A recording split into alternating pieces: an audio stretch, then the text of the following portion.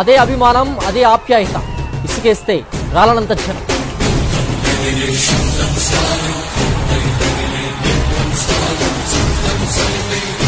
జన ప్రపంచనం కనిపించింది.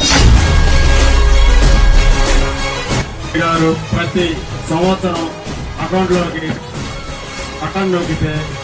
ఈయన రైతు భరోసా 20,000 ఇస్తానని మోసం చేసి ఇప్పుడు 13 నెలలు.